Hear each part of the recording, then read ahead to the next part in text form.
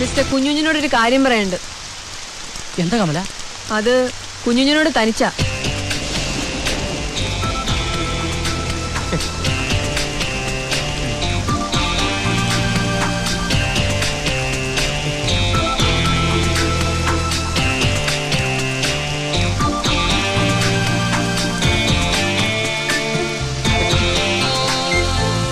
കുഞ്ഞുഞ്ഞച്ചാൻ എന്താന്നറിയില്ല. കമലയെ കാണുമ്പോ അന്ന് പറഞ്ഞ ആ ത്രില്ല് കുറേശ്ശെ പുറത്തേക്ക് വന്നു പോകുന്നു. അല്ലയോ അല്ലയോ കുഞ്ഞുഞ്ഞച്ചായ? എന്താ അത്? കമലയും ആ പഞ്ചാബി പെണ്ണിന്റെ ലിസ്റ്റിൽ പെടുത്തിയോ അച്ചായൻ?